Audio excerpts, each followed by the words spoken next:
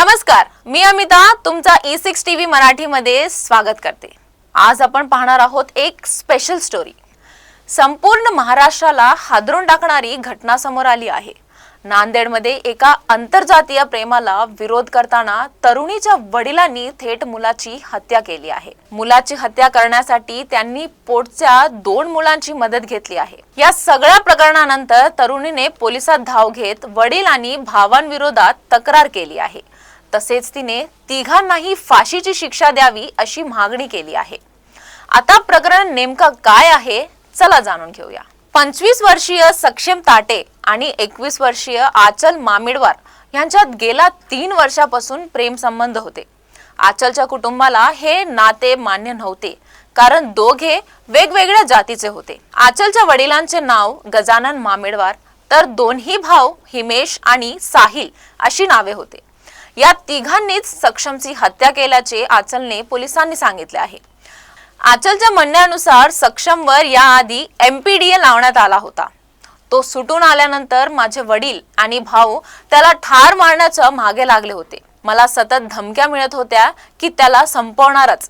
आचलने घडलेला प्रकार सांगताना म्हटले आहे की घटनेच्या दिवशी सकाळी लहान भाऊ मला म्हणाला होता पोलीस स्टेशनला चल आणि सक्षमवर गुन्हा दाखल कर। तो बळजबरी करत होता मात्र मी तक्रार दिली नाही। मी सर्व पोलिसांसमोर सांगितलं मला सक्षमवर गुन्हा दाखल करायचा नाही। तेव्हा पोलीस कर्मचारी धीरज कोमलवार माझ्या लहान भावाला म्हणाले रोज मारामाऱ्या करून इथं येतोस, तुझ्या बहिणीचं लफडं ज्याच्या सोबत आहे त्यालाच मारून ये असं बोलून त्या कर्मचाऱ्याने माझ्या भावाला भडकावलं आणि असे कृत्य करण्यास प्रवृत्त केलं। रागाच्या भरात त्यावर माझा भाऊ बोलला त्याला मारूनच इथं येतो। त्यानंतर ही हत्या घडली अशी माहिती आचल मामिडवारने दिली आहे। त्यांनी सक्षमला गोड बोलून भेटायला बोलावले, नशा करून त्याला बेशुद्ध केले, मग त्याच्यावर 3 गोळ्या झाडल्या। 3 गोळ्या लागूनही सक्षम जिवंत होता। शेवटी माझ्या भावांनी त्याच्या डोक्यात फरशी आणि जड वस्तूने वार करून त्याची हत्या केली। सक्षमच्या अंत्यसंस्कारापूर्वी आचलने ठाम निर्णय घेतला। तिने सक्षमच्या पार्थिवाला हळद कुंकू लावले, मंगळसूत्र घातले आणि त्याच्याशी औपचारिक लग्न केले। रडत रडत ती म्हणाली माझ्या वडिलांनी आणि भावांनी आमच्या प्रेम हिरावले पण ते हरले। सक्षम मेला तरीही जिंकला। मी कुणाच्या दबावाखाली नाही, मी सक्षमची आहे आणि आयुष्यभर सक्षमचीच राहील। माझ्या वडिलांना आणि दोन्ही भावांना फाशीची शिक्षा व्हावी हीच माझी इच्छा आहे। ही घटना समोर आल्यानंतर संपूर्ण महाराष्ट्रात संतापाची लाट उसळली आहे। सोशल मीडियावर आचलच्या धैर्याचे आणि प्रेमाचे निर्धाराचे कौतुक होत आहे, तर कुटुंबातीलच लोकांनी केलेल्या या क्रूर कृत्याचा तीव्र निषेध केला जात आहे। आचलच्या शेवटी गुन्हा काय होता?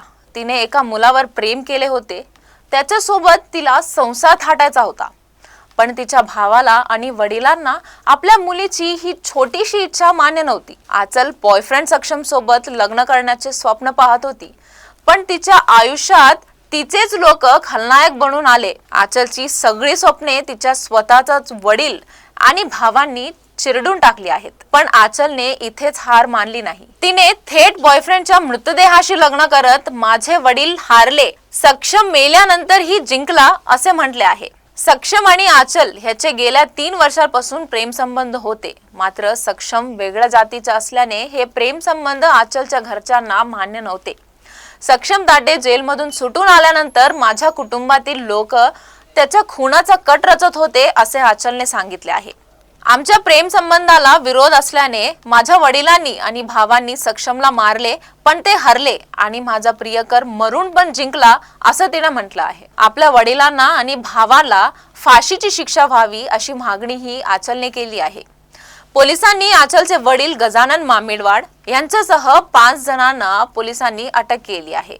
आचल मामिडवार हिच्या कुटुंबियांनी पूर्वीपासूनच गुन्हेगारी पार्श्वभूमी राहिली आहे।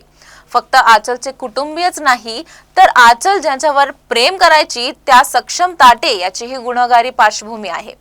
सक्षम याच्यावर तडीपारीची कारवाई ही करण्यात आली होती। आता आचल मामिडवार हिने नुकताच अत्यंत मोठा आणि धक्कादायक असा दावा केला। तिने स्पष्ट सांगितले की सक्षम ताटे याची कोणतीही गुन्हेगारी पार्श्वभूमी नव्हती। त्याला खोट्या केसमध्ये फसवण्यात आले. माझे भाऊ आणि सक्षम मित्र होते. तो कायमच आमच्या घरी येत होता.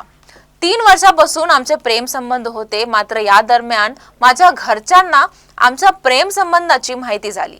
सक्षमवर खोटा गुन्हा दाखल करण्यासाठी ते माझ्यावर दबाव टाकत होते. त्यांनी मला धमक्या दिल्या त्याला मारण्याच्या. वर्षभरापूर्वी सक्षमवर विनयभंगाची केस केली होती. त्यानंतर मी 18 वर्षाची झाली आणि मग मी कोर्टात सक्षमच्या बाजूने बोलले. त्याच दरम्यान माझ्यासोबत नेमके काय काय घडले होते यावी मी सर्व कल्पना मी सक्षमला याला दिली होती. हेच नव्हे तर मी सक्षमला बोलले पण होते, चल आपण दोघे पळून जाऊ.